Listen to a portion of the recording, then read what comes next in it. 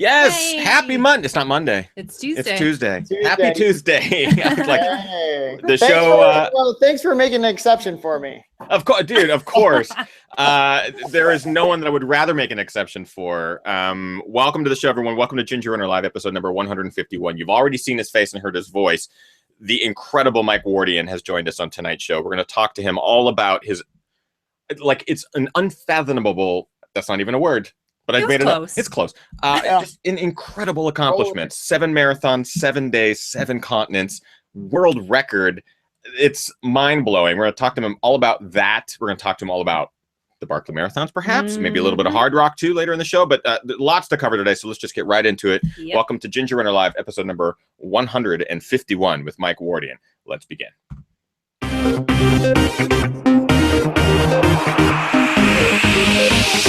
Ginger Runner.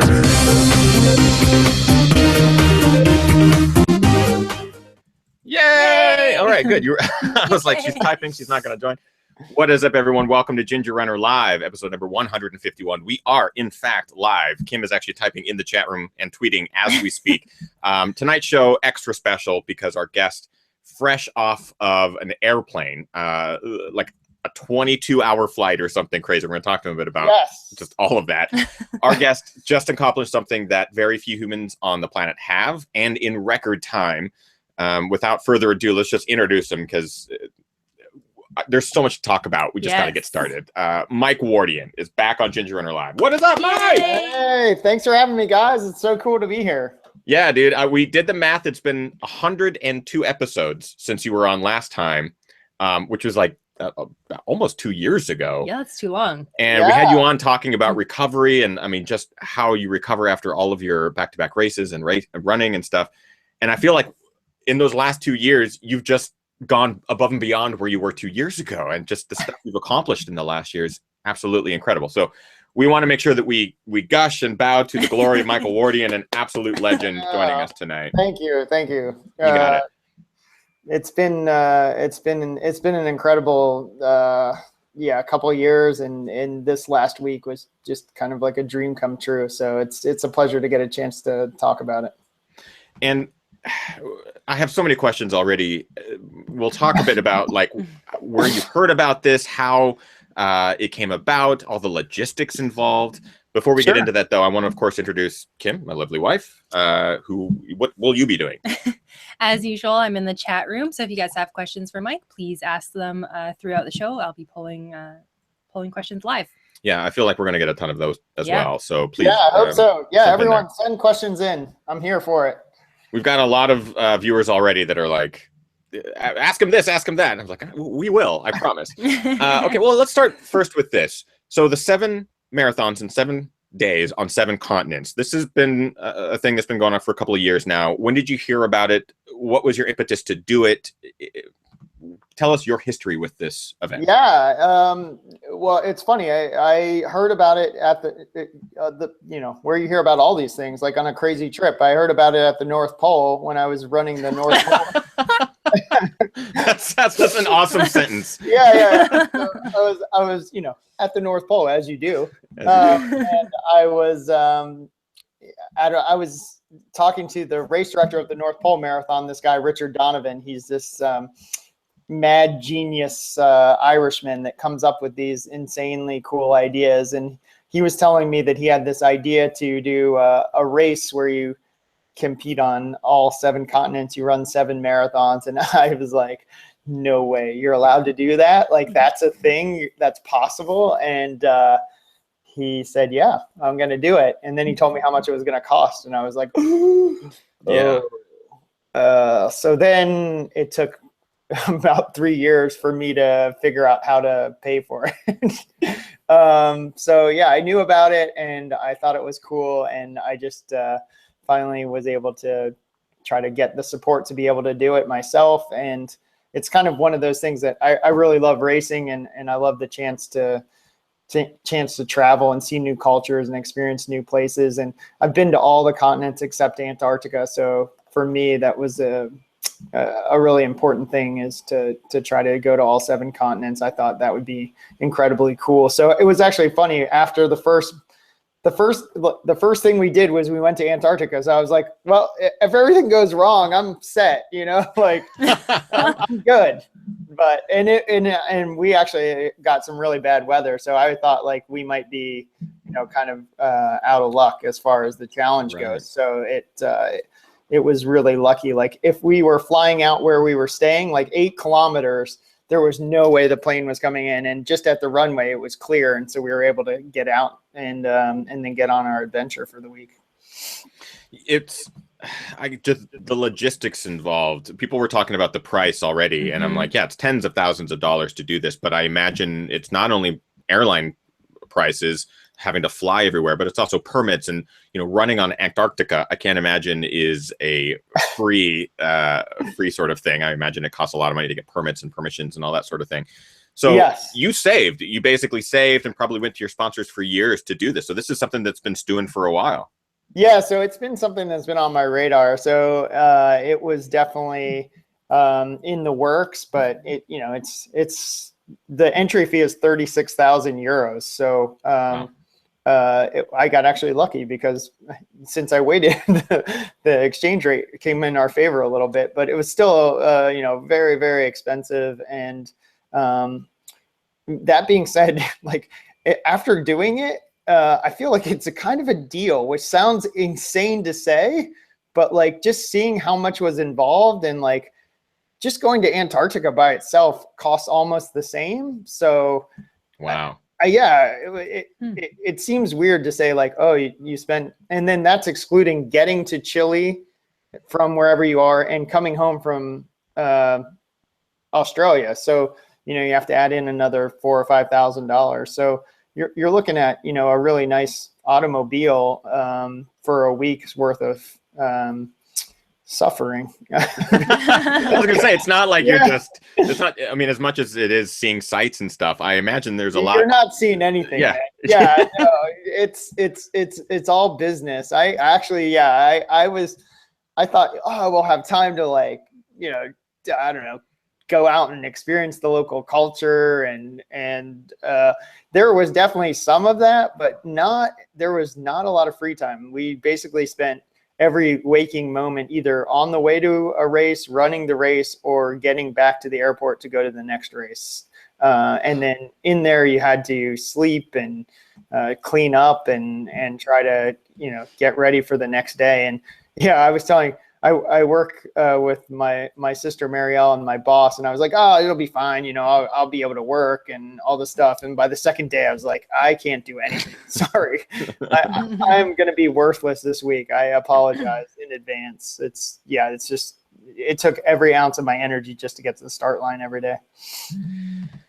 It blows my mind. So for those maybe unfamiliar with who Mike Wardian is, he's just this incredible ultra runner, road runner, has done some incredible things, and is notorious, at least in our circles, as being one of the most seasoned runners that can run back-to-back races and do them incredibly well, win races, place extremely high, podium, all that sort of stuff.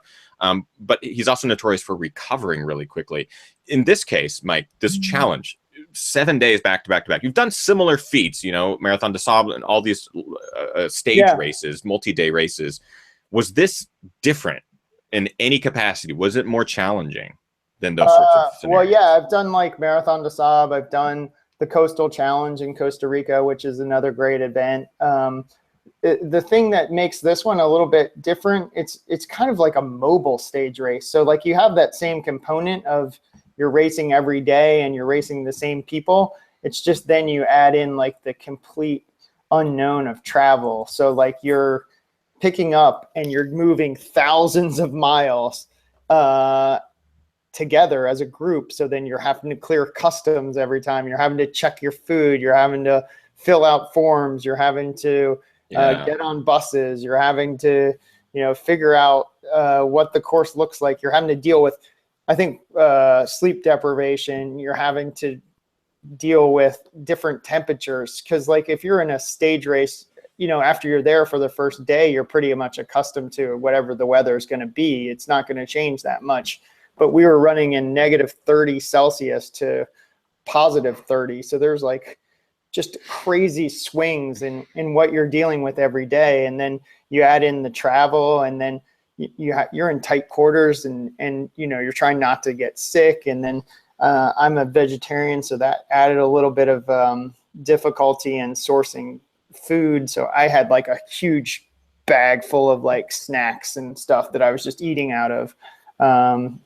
And it becomes like a real intense, all-encompassing thing, because the moment you're done, you're trying to recover for the next day. But if you're at Marathon des Sables, that's awesome. Like, you just lay in your tent and you just hang out and eat and sleep and wait for everyone else to come in. In this case, you finish, and I'm at the finish line cheering for everybody else and getting ready to, and then you pack up your bags, and you're carrying 50-pound bags through the airports with all your stuff on it. And it's different because you don't have that like good quality time where you can just kick back and relax and get ready for the next day, because you're moving. And then you also have to deal with like the swelling you get when you're on the airplane with your legs and right. So it's all those things, but it's so cool because you just like, you form this like cohesive like family after a couple of days, just like you do at stage races. But since it's such a small group, you get to interact with everyone. Like at Marathon des Sables, there's 1,300 people, and if somebody's in tent 80 and you're in tent 10, you're probably not hanging out. So this is a really cool opportunity to get to hang out with so many incredible people. Like I was blown away with how inspirational everybody was, and it was really cool to get to see everyone grow during the course of the event. At the beginning, everyone's scared. Like in particular, I was scared. I would never run that many miles in a week. So for me, it was a big deal just to see if I could do it. And then, if I could do it I had some pretty big goals. I wanted to try to win, and I wanted to try to set course records, and I wanted to try to do all the races under 3 hours. And so like, I think the record last year was 3 hours and 22 minutes. So I wasn't just trying to beat it. I was trying to, go as hard as I could. And so I was able to do that. But I wasn't sure. Like the first day, I'm in Antarctica, and I'm just freaking out that, it's gonna, I don't particularly love cold. So I was wondering like, we heard the bad weather was going to come in. So I was just trying to hammer as fast as I could to get done with, it was 4, like basically a little more than 10K loops. So I was just going as fast as I can to get as far along in the race as I could. And then of course, like the weather socks in, and like gusty winds of like 20 to 30 knots. And like, it just got super bad out there. So I was lucky to break 3 hours that day. And then I was able to keep, improving on that a little bit. And it's just every day you're at a different place, and you got to figure out what's going on, and then line up and do it again the next day. And it was amazing. I would highly recommend it to anyone that's looking for a really unique adventure. It sounds like just a completely unique experience, like all sorts of different things playing with your mind, not only the weather and the location, but time zones and travel. It just seems like there's so many logistics involved in moving pieces. We do have a live audience. We are live. I want to remind everybody, and we have tons of questions coming in. So let's get to some of those too. Questions. Go ahead, Kim. A question from Theodore K2. Mike, any respiratory issues from the cold air in Antarctica? Oh, that's a great question, man. Yeah, I was actually freaking out about that. I had luckily hooked up with Cold Avenger. Like they make these awesome masks that you can put over your face, and they kind of regulate the air. And you wouldn't believe it, but the couple of days before the race, they call them dingle days in Antarctica. And it just means like, it's really beautiful out. It's like bluebird, like nice weather. And so it wasn't that cold, but then I did a couple of training runs on the course just to make sure I knew where it was. And if you mess up, you like end up dead. Like there's crevasses like all around the course. Like it was, Jeez. Oh yeah, no, it's no joke. It was so sad too, because there's these like amazing mountains right behind the camp. And I was like, oh, I just want to go up to the top of that. And they're like, yeah, you're not allowed to go there. There's crevasses all around that and you'll die. And I was like, oh. So, Crevasses. yeah, yeah, I know. I was like, dang you. And the other thing is everything looks really close. So I'd be like, I just want to go over to that glacier. And they're like, yeah, that's like 50K away. I'm like, what? It looks like it's like 2 miles, you know? So, so anyhow, I was able to go out, and the first day I started running, and it's exactly what he's saying. Like my lungs were burning from the cold. But by the time the race came around, I'd done enough training that I was used to the temperature of the air, and it didn't bother me unless I was really, really pushing. And then when the temperature dropped on the 3rd and 4th lap, I could feel it burning my lungs a little bit, but it wasn't as bad as the North Pole at all. So that was a really nice thing. I thought it was going to be a lot worse. But that's a great question. And he's totally right. Like, especially right as you start, you can really feel it. It just kind of feels like it's on fire, almost like you suck down like a Hall's Mentaliptus or something. And it's in your, so it's pretty interesting, but it usually dissipates, or at least for me, it dissipated pretty quickly. I mean, I remember seeing the photo of you finishing. There's some great photos. I mean, you finished in first place at every race, and the photos are fantastic. Which is also like amazing, incredible, and that's an incredible feat on its own. Yeah, but all the finish line photos are fantastic because it's you doing the same pose, but your locations, you're like a different continent away. It's amazing. But your finish line photo from Antarctica, you're not wearing gloves. It's like a really lightweight outfit that you're wearing, right? Well, those gloves are actually like my cycling gloves, like the lobster claw gloves. Yeah, the lobster claw. Okay. Yeah. So I actually brought 5 different pairs of gloves actually. So I had like these monster gloves, and then I had medium size, and then I had those lobster claw gloves, and then I had just like regular liners, and then I had like a windproof, a waterproof, because I wasn't sure what the weather was. So yeah, I totally packed a lot of gloves because I wasn't sure, because in North Pole you needed to have, and so it basically got too hot. Like and that's the thing you want to avoid when you're running in the cold weather, at least that the way I understand it is, if you start to sweat, then it'll freeze and it'll stick on you. And so I would take my hands out so they wouldn't get too sweaty. And then once they got really, really cold, I'd put them back in. So when I was coming in at the last second, I had already had them in my gloves, and then I pulled them out right at the end so that, I could cross the line. But you have to really regulate your temperature. So like I had my pit zips zipped down, and I actually just had like a t-shirt like this and like my really short, like Hoka shorts on, and then the wind pants over it. So, and I was actually surprised. I didn't need like the big socks. So I actually had a pair of Stinsons a size too big, so I could take like some big, like I had just my normal Injinjis on, and then I was going to put like a big, like grandma, like wool sock over it. And I didn't even need that because it wasn't that cold. And the snow wasn't as deep. Like in the North Pole, the snow was like, can't see my hand, but 8 inches or so. Yeah, the snow was like halfway up your leg, and here it was, you could run right on top of it. So it was just like running on a really smooth groomed trail, and until it got broken up a little, because there's 50 people running the same lap. So then it got chunked up a little, but for the first couple of laps, it was really nice. Got it. Okay, more questions. We have tons. Yeah, sure. Question from Miriam. Mike, how did food logistics come to play? Did the team buy food at all the continents, or take all the meals from place to place from the beginning? She's just referencing like as to not mess up your stomach throughout the week. Oh yeah. So in Antarctica, I was expecting the food to be terrible, like it was at the North Pole. And it was amazing. Like the people at ALE Logistics, like the woman was a vegetarian and that was cooking for everyone. So she like hooked me like no other. So she was amazing. And the food was incredible. It was, we were there from Friday until Monday. So we had a lot and there's nothing to do there. So everybody was just chomping, like very well fed by the time the race came around.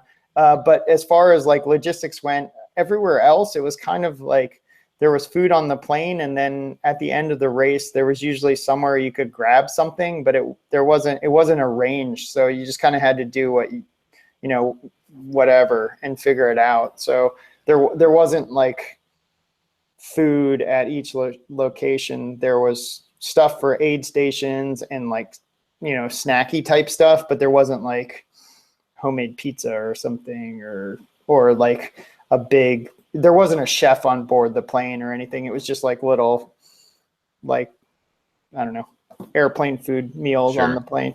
And so it was interesting. We took a Russian Aleutian plane from Punta Arenas to the Union Glacier where Antarctica is. And then we picked up a charter plane in Punta Arenas, and we stayed on that same charter plane the entire rest of the trip. So we each had our own seat basically on the charter plane. So you could, have your little area, and you had the same roommate that you were splitting rooms with. So I had this really cool guy from Norway called Martin, and we became really close buddies over the course of the trip. But so I guess no, the food was, for me, it was a big problem, or a big challenge. But my wife Jennifer came and met me in Miami and kind of resupplied me, like Hunger Games, like the airdrop, and so I was able to have, like, she brought me a bunch of almond butter and homemade granola and almond butter balls and baby food and oatmeal. And so, yeah, I was hooked up. It was just, you weren't living the Lux life. It was just kind of sustenance type stuff. But I mean, I imagine you're used to that sort of scenario, talking about Marathon des Sables and other sorts of stage races where your food is limited to what you can either carry on your back, or in this case, probably in your luggage, in addition to some of the minimal meals that you'll receive on a flight. Yep, exactly. Yeah, so that's basically how I packed. And then I was shocked. Like, I was really, really surprised at how nice the food was in Antarctica. So, like, I was expecting just to be eating oatmeal for a week, oatmeal and, like, almond butter, basically. And so it was nice. It was nice to have a little more than that. But, yeah, it wasn't gourmet by any means, but it was, they definitely took care of us. And, if you were a normal person, you could probably eat pretty well, but I have my own limitations on what I eat, so it's kind of my own fault. So I'm prepared. Yeah. We'd like to hear that we're the same way. Yeah, we're vegetarian as well, so it's I always think of these as like, oh man, if we ever did this, we'd be scred. Like, you just have you'd be fine. All bacon. Yeah, no, you'd be totally fine. I mean, they definitely made I don't know if you eat dairy, but if you do, like, you would be fine. Like, I don't, so like it just made it that much harder. But in general, I mean, everyone's looking out for everyone else, so that's cool. It's I mean, they do as good a job as they can. It's just really me being annoying. So it's okay. I think you're allowed. If you're crossing the finish line first and setting I think it's okay. We have tons of more questions. Before we get to those, this is something that you kind of touched on there, and I was like, oh man, how does that work? How did the planning work?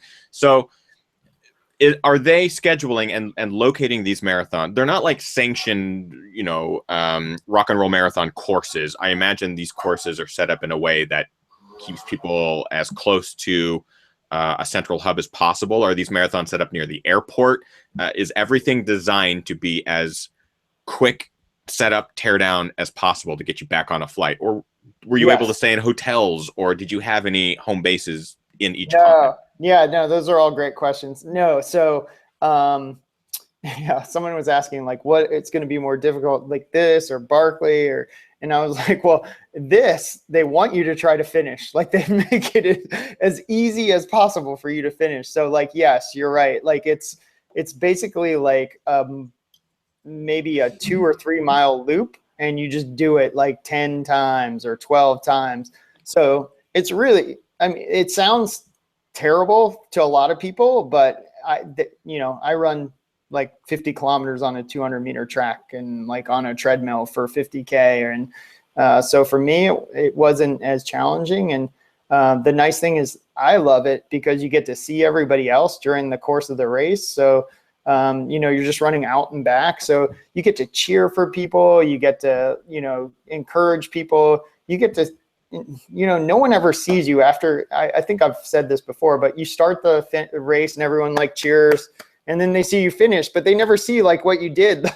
like they don't know what it looks like at mile 14 or 16. Right. Like, those are just not pretty miles. Like no one's like, oh, I'm excited to run mile 14. Like that's just, like, that's just not exciting. So, Right. but when you're running with everybody else, it's really cool because you get to see, people struggling and then people like rebounding and like, you have the chance to encourage people and they have the chance to encourage you. And, if you're competitive, like there was a couple of guys that were really pushing to try to win. And so, you're able to check in on where the competition is and they can see how you look, and it makes it really easy. But yeah, it's basically you start on one side, they have a guy with the timing mat, and then you run out to a checkpoint, and then you turn around and come back, and you just do that until you run 26 miles. So yeah, it's designed to be super easy so that, when you're jet lagged and don't know where you are or what time zone it is, once you do it once, you don't have to worry about it, and you can just kind of get in your zone and get it done. And they are pretty close to the airport. I mean, but they are in some pretty iconic places too. Like in Miami, we ran right on South Beach. And then in Dubai, we ran right along the ocean on this famous beach. And then in Sydney, we ran on Manly Beach, which is like one of the most famous beaches there. So, but it was like 1 o'clock in the morning. So it was just like drunk people and us. So, that's so weird, man. That's I can't even imagine. Like the amount of travel, and then you hop off a plane and like 1 a.m. in Sydney, let's run a marathon, that sort of thing. It's well, it was like, we either run it now when it's, 85 degrees, or we can run it in 3 hours when the sun comes up and it's going to be 95, 100 degrees. So that's true. Good. Your choice. But usually it was crazy. Within 2 hours of landing, we were running a marathon. So we would land, clear customs. And sometimes we were changing. I don't know if you saw the pictures on Instagram or Twitter, but we're changing as we're clearing customs. So we're waiting for our bags, and people are running into the bathroom, or like I was just like putting tape on my nipples in the middle of like the baggage claim area. Everyone's like, "What are you guys doing? You guys are crazy." We're like, "Yeah. We're running 7 don't worry about it. Yeah. Hold on. Do I have my squirrel's nut butter in the right place? Can you see it? Can you apply it for me, stranger at the airport? Yeah, exactly. So we all became very close, and it was amazing just to see how everyone grew over the course of it. From being so scared at the beginning to being warriors at the end, and just it was amazing. We have tons of live questions. Sorry. What else? No, not at all, man. This is great. So keep them coming, Kim. Yeah, question from Evan in the chat room. Were you always running alone? Now, you just mentioned that it was like a loop course or out and back type situation, but were there times that you were running with another competitor? Yeah. How was the competition, especially as the days moved on? Well, it was interesting. I was supposed to run with Ryan Hall the first day. He was going to pace me and he just that it wasn't like he didn't have the speed in, so he wasn't able to stay in front of me like we were hoping. And so I was basically alone for most of the races. Just I was a little bit quicker than everybody else, but not that much. So it was cool. Like you could see as I was stretching the lead little bit, but there was always somebody relatively close. So if I faltered, someone would be there to snatch me up. Yeah. But I spent a lot of the races alone. But it wasn't. I wasn't really alone. I was just in front, like because as you're saying, it was a loop course, so everybody was super supportive, and we were cheering for each other, and it was more about what can you do personally. And so I was kind of pushing, and then a couple times we had people that were out on the course like cheering us on and stuff, and that was nice, and we're able to kind of like run near us to give us somebody to talk to or whatever. But it was pretty fantastic. We're actually going to have Ryan Hall on next week's show because I was really curious to kind of compare and contrast your two experiences. I know that oh my God, he's my buddy now, man. He can like lift me. we had him on episode, I think 100, and he had just retired. Right. And then within like a month, he's just jacked now. He's totally jacked. Oh my God, he is so dedicated too. Like he would run the marathon and then he would go and lift for like at least an hour. Yeah, no, it was really impressive. Like such a cool dude. So he had always been like, I was a total fanboy, you know, he had always been like one of my favorite runners, and to get the chance to hang out with him and just, you know, have, you know, make jokes and just, you know, I get to see what makes him tick and like, just see how excited he is about, you know, his next chapter is really cool. And I mean, he had a rough go. I mean, you know, we were talking about it the other day, is like running doesn't care what you've done in the past. Like it's a pretty, mean sport in that, you know, if you haven't been able to do the training, it doesn't really care. And so he was taking a beating every single day, but he would get out there and he would go back and do it. And it was unbelievably impressive. So I would take my hat off to him. It was pretty incredible to see him just putting himself under the bus day in and day out and waking up and doing it again. And, I was honored to get the chance to meet him and hang out.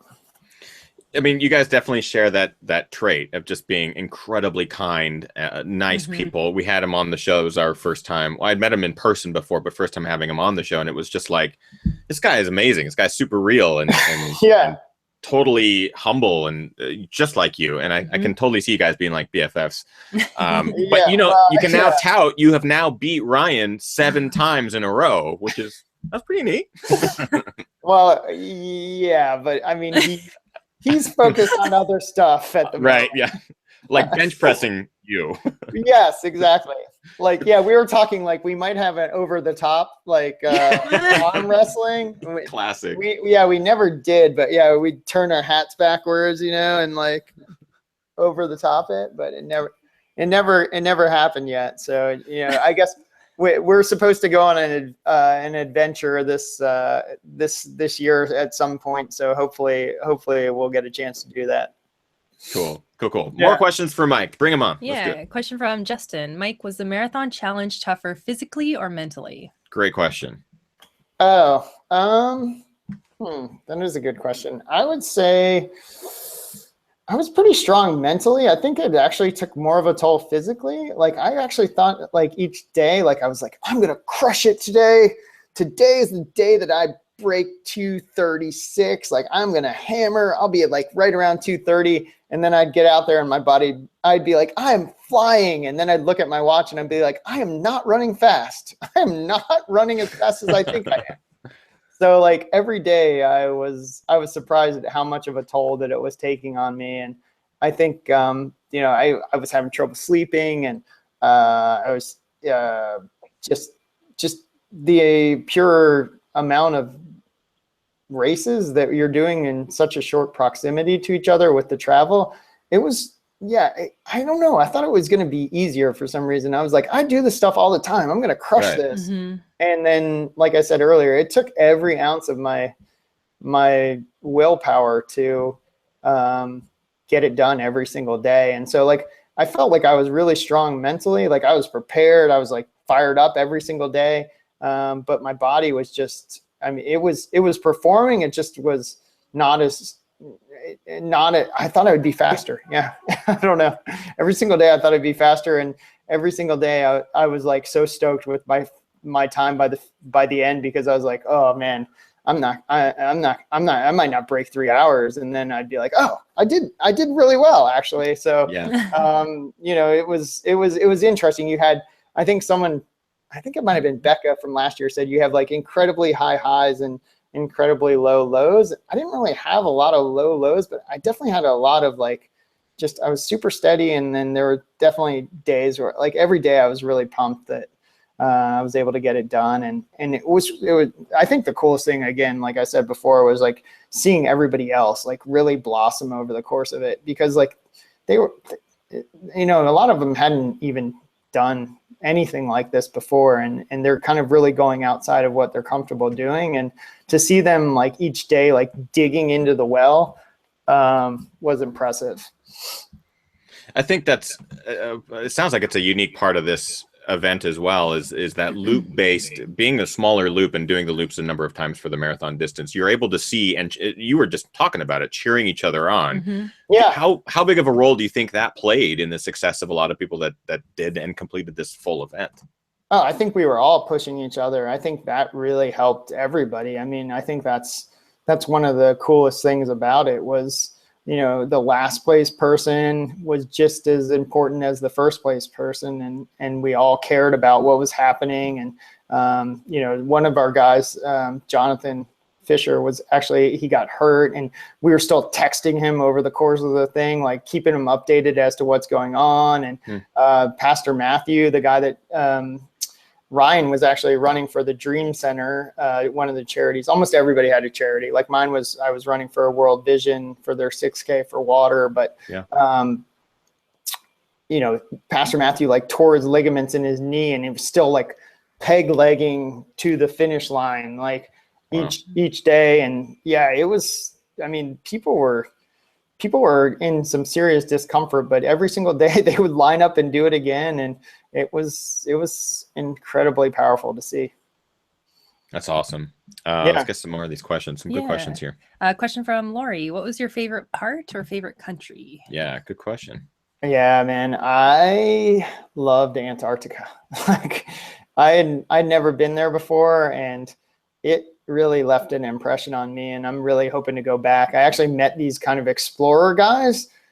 And this might be one of the most impressive things of the whole trip. These dudes from Britain, they're like 4 guys who are like doctors, and they had, I don't know, they decided they wanted to cross Antarctica. And so they did, and they finished like the day before the marathon. And yeah, and they're like, hey, can we jump in the marathon? And the racer was like, sure, whatever. And so let them jump in, and they crushed it. Like they had just finished 68 days traversing entire crossing of Antarctica traverse. And then they pulled up and jumped in the marathon, and the dude finished 4th and broke the course record, like the, like the old course record. And there was 3 other guys, and they all finished. It was just insanely cool. And so I don't know. Yeah, that was definitely a highlight. But like just the landscape in Antarctica, and I like knowing that these guys did the crossing, I was like, that seems like it would be fun. So oh boy, planting the seed. Yeah, exactly. So I know that I think Richard's actually planning to run across Antarctica, and so that sounds like it might be fun too. But it's definitely something that I would like to do. And you know, before I thought, oh, it'll be like all like dingle days, like super nice out. But now I know, like after seeing it during the race, like it's for real. Like if you make a mistake there, you're not gonna be coming back. So I definitely need to improve my skills before I do something like that. But it's definitely on the radar. And I think of all the places, that was the one that kind of stuck out as being the most unique. Yeah. But all the places had their charm. Like in Punta Arenas, like the locals came out and like cheered us on, and we're like, every time we'd run by, we were running on the like this famous like port and like seaport, like I don't know, bike path, and people were honking their horns and like it was awesome. And it was early. It was like 5 a.m. So like we're seeing the city come to life, and everyone's like, woo!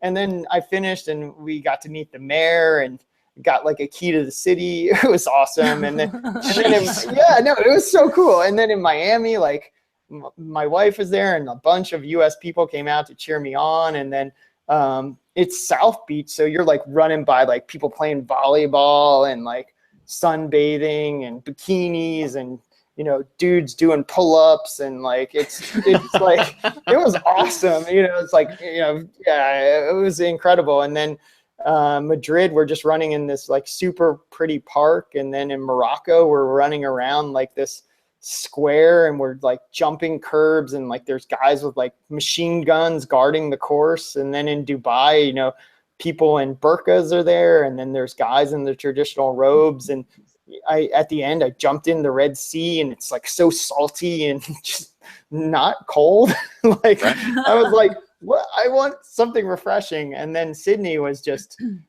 beautiful. Like Manly Beach is probably one of the coolest places. And, you know, it was late when we started, but I did an extra 17 miles to get to 200 miles for the week. So I was out there at like when people were going in for their daily swim at the beach club at like 7 a.m. So I got to see like 100 people, like they call them like bungie smugglers, like Speedos, like Yep. getting ready to swim. And I tried to go see the sunrise on the mountain, but it was kind of socked in, so I missed out on that. But yeah, I don't know, man. All of them were special, and I don't know. I guess if I had to pick one, it'd be Antarctica. But yeah, they all had their charm for sure.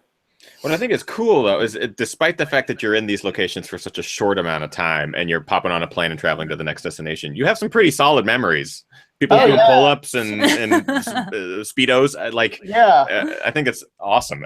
You sound like you had a like fantastic adventure. And and then I got like this, I don't know if you can see it. I got you got attacked by a plant. Yeah, I got attacked by a plant that I was like, guys, watch out. Like every time I'd run around and be like, watch out. The plants are really sharp.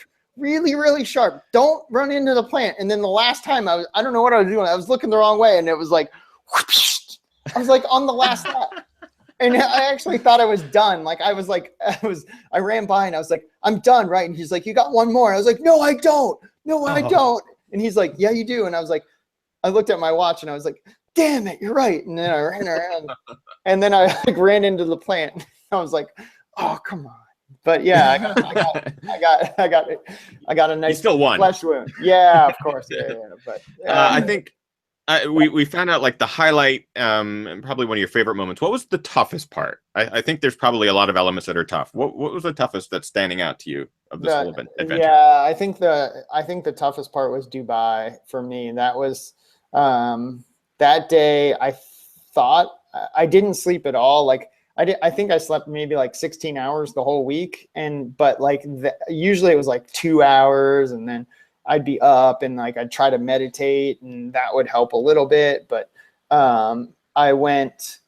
it was a 7-hour flight from Morocco to Dubai, and I slept 0. And I went into the race feeling just kind of flat. And that was not a good place to do it, because there was a headwind and it was like 95 degrees or like 30 Celsius or something. It was just super hot and exposed. And we started at 9 in-the-morning. And so by the time we were almost done, it was midday, and it was just brutal. It was a really rough day. I mean, a pretty place to run, and it was so cool. There were so many people out, but for me, that was the hardest day. I was like putting ice all over me, and it just wasn't even, it wasn't doing anything. So I definitely felt like that was the day that I knew that I was going to have to just suffer.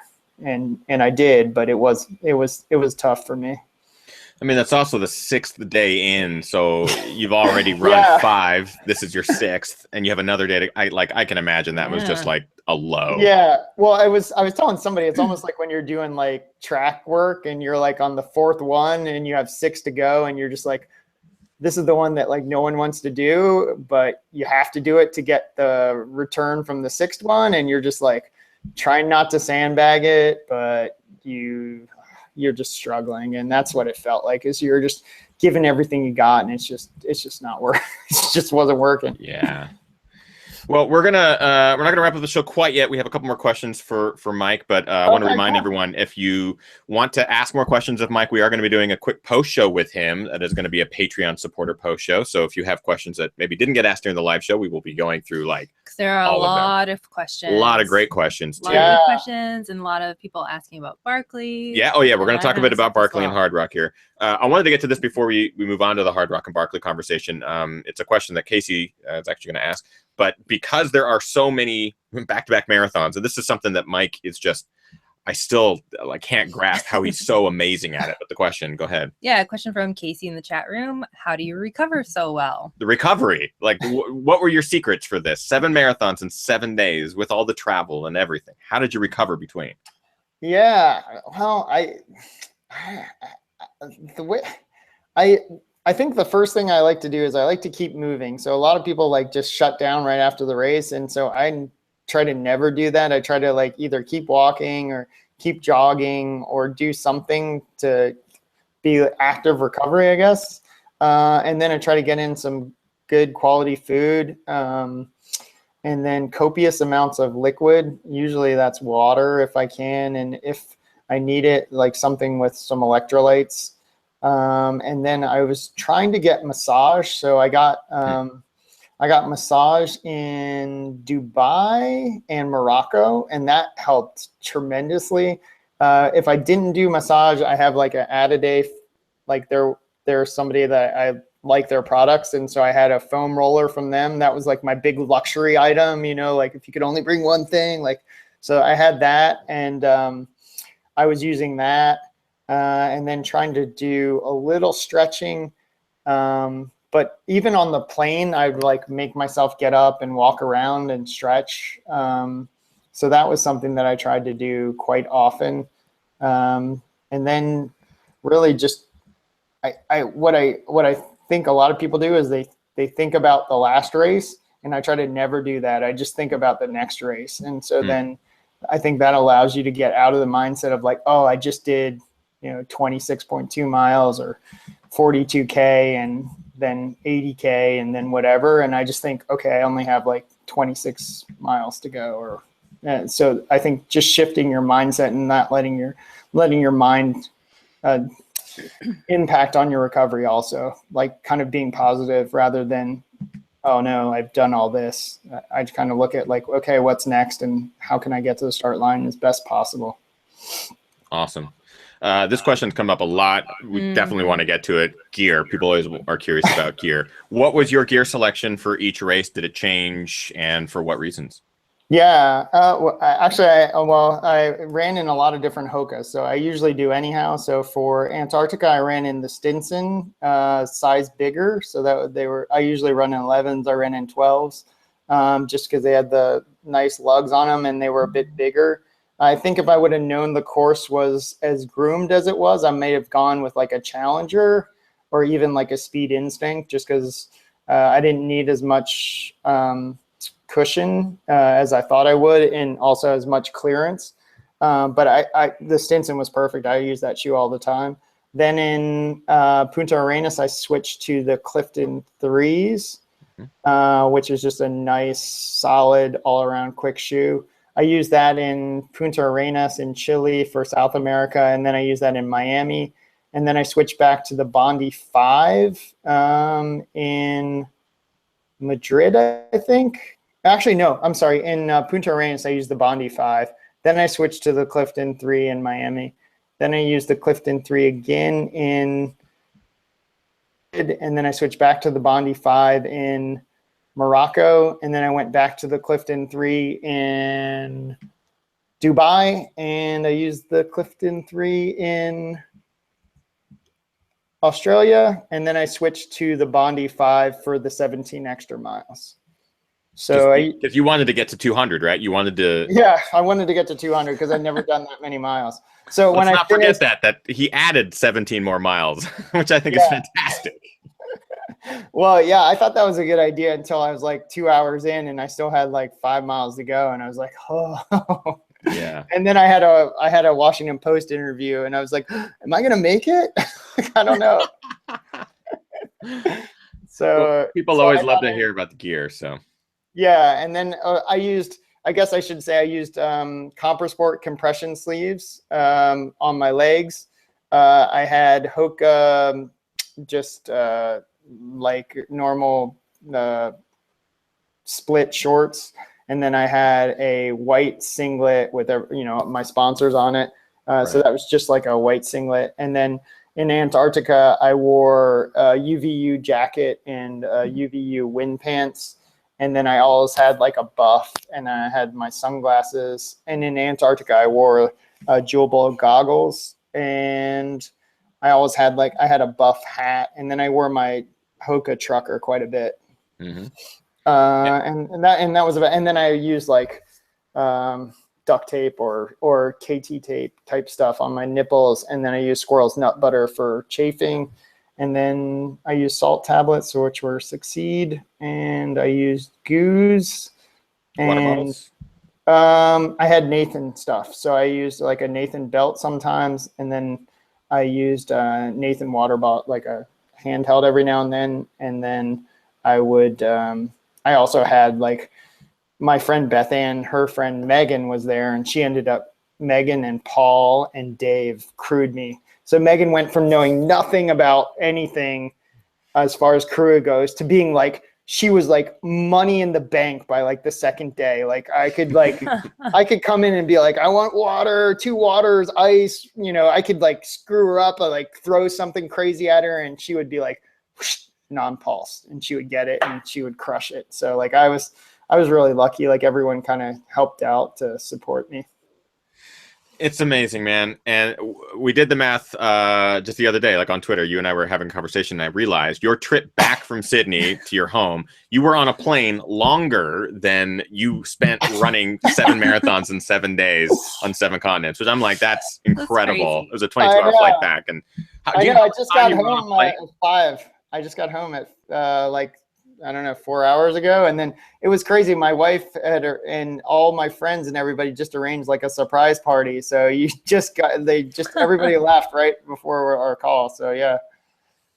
It's amazing. Like this whole feat is it's incredible to me. To recap, Antarctica, first marathon, 2:54:54. Chile, 2:45:42. Miami, 2:37:56. Madrid, 2:42:35.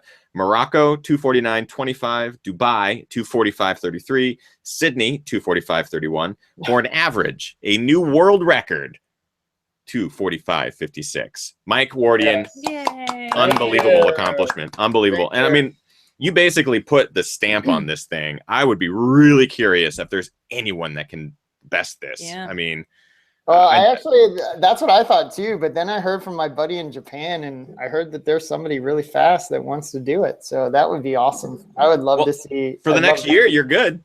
Yeah. Yeah. Well, I might be able to go back and defend too. We'll see. That would be really fun to try to get to do it again. And there's a lot of things I know that I could do better, like sleep. That would really help. So I'd love to try to get another crack at it, but yeah, I'm really content with how it went this year, and I hope that it inspires a lot of people to do some crazy stuff themselves. Speaking of crazy stuff, your year is not over. Your year is like bonkers. It's just beginning. Well, and I don't know if you guys saw, I actually won a 6-hour race on the way to the challenge. Yeah. We saw that.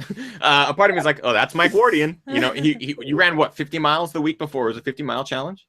It was a 6-hour race, and I ran a little over 50 miles. Yeah, which was really cool. I set the course record and got to hang out with the people from Running Depot, and it was just really cool, called Vista View Park in the Fort Lauderdale area. So got a chance to hang out with all the people down there, and yeah, it's cool to see ultras in different parts of the states and different parts of the world, and just how excited they are about doing something that we love to do, and they just make the best of it where they are, and it was really a beautiful event, and it was super fun. So I love being down there, and I just wanted to give those guys a shout out for inviting me to take part in it. And yeah, it was cool to get. So far I've run 8 races and set 8 course records, so I've got nowhere to go but down now, I guess. Well, what's funny is, I'm assuming you're going to have plenty of races in the next month and a half or so, but yeah, Barkley is kind of one of those things that I don't know.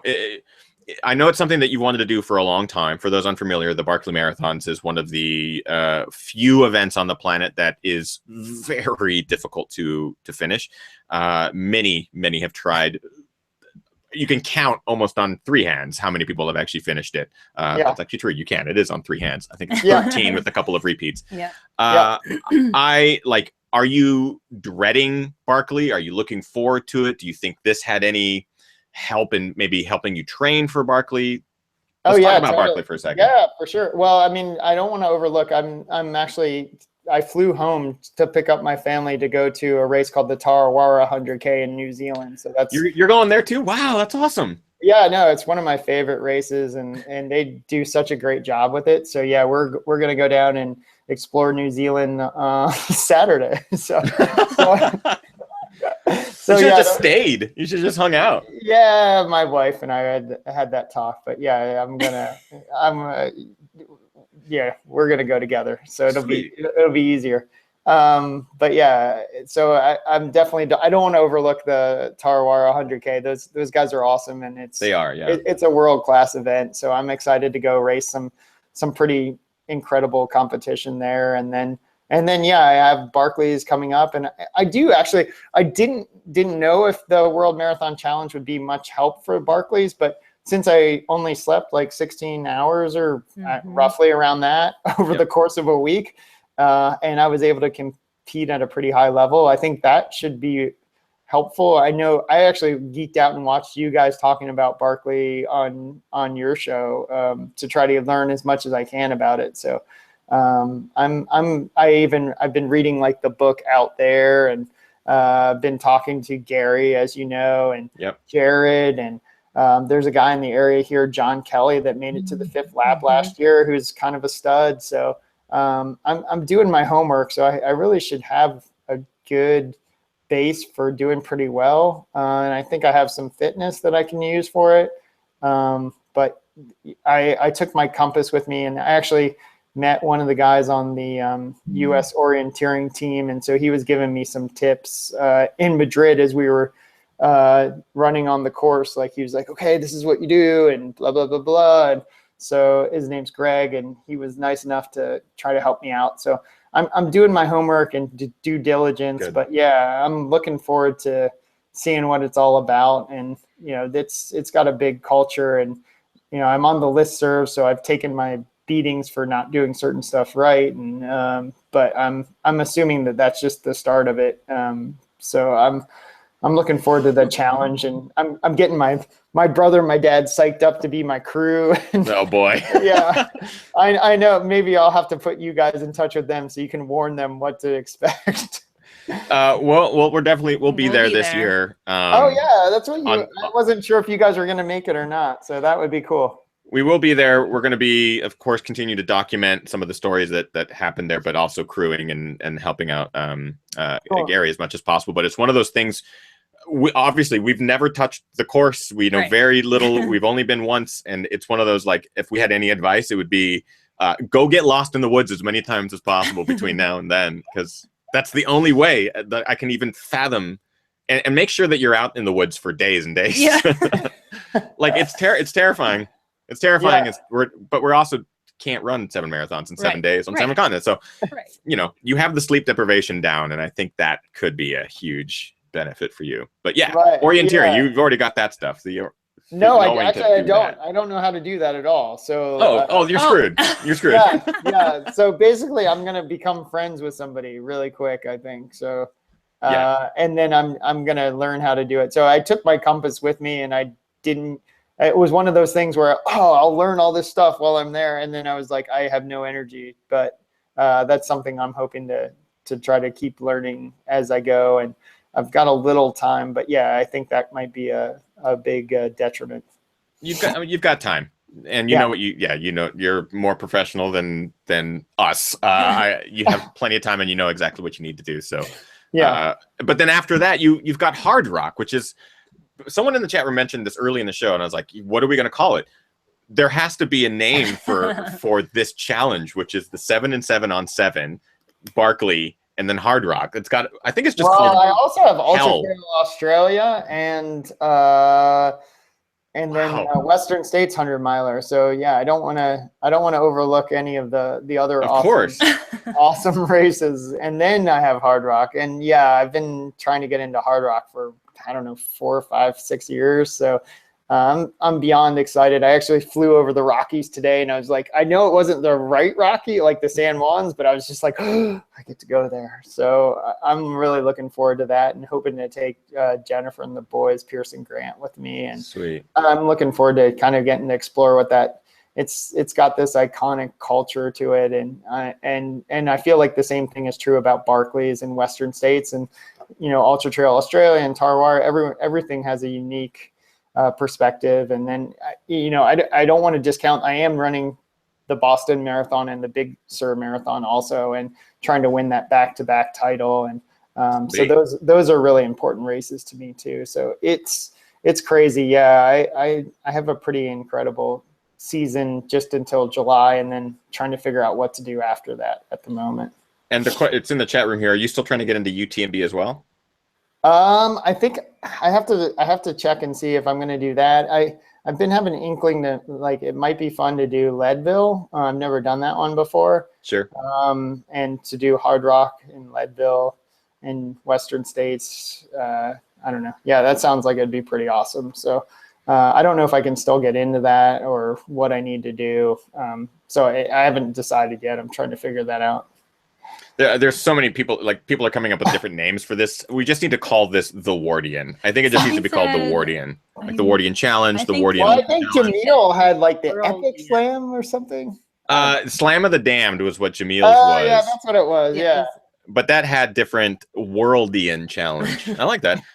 Yeah, the Slam of the Damned was, I forget the list of it, but it was like every hard 100-miler basically that you could see in there. It included Barkley, Hard Rock, I think States. Yeah, there was a couple of them.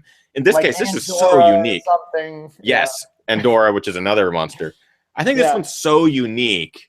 It just needs, there's not going to be any other human that's going to be able to do all of this that I can even imagine. So I think it just needs to be called the Wardian, and you're going to be the only human to be able to do it. So I think it's pretty rad, man. That is rad. Yeah, we'll see, man. It's a, I like to set these kind of big, audacious goals and try to do stuff that's a little bit outside of what I'm comfortable with. And sure, I think I've done pretty well so far with that kind of mentality, and hopefully that'll work out for me this year too. But there's when you put yourself out there in these situations, there's big chance of failure. So that makes it exciting and something that captivates my attention and gets me fired up and motivated. So we'll see how it goes and what happens. For sure, man. And it's just been a joy to follow your adventures, and it's inspiring, whether or not you realize that you inspire so many people to get out there and to train hard and to work at these goals that they think are impossible. So thank you. It's awesome to have you on the show again, and especially after such an accomplishment and with such amazing things happening this year for you and stuff. So thank you for coming on the show, man. Really appreciate it. Of course. I'm happy For those watching live, we are going to have Mike Wardian for a post show where we're going to rapid fire, because Kim has pulled how many questions? There's a lot of questions. Yeah. So we're literally going to. No, that's great. We love talking to you, and we want to make sure that these questions get asked. So we are going to kind of rip through them in the post show. Yeah. The post show will be I'll try Patreon. To keep them shorter. Yeah, it's totally fine. People love it. People love hearing from you.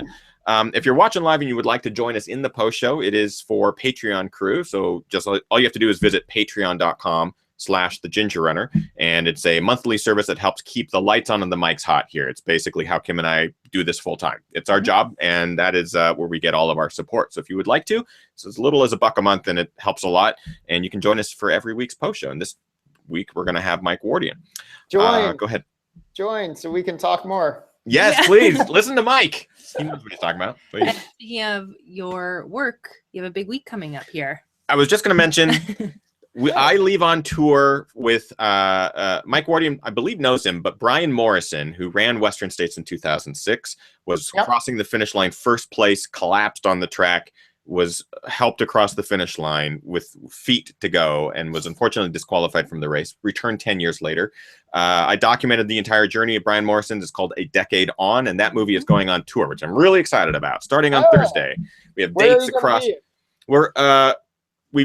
I wish we were coming to Virginia. I was gonna say, come here. We're missing Virginia by a state this time. But the first couple of dates, we are going to Sacramento on Thursday, and we're going to do a trail camp up in Northern California through the weekend. Next week, we travel to the East Coast, Raleigh, Durham, Winston-Salem, Athens.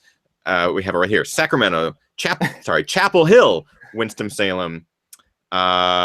Athens, Chattanooga, Louisville, Nashville, and we'll be adding more dates. That basically gets us through February 13th. And if you would like to join us and see the movie, meet myself, meet Brian, because both Brian and I are heading out there.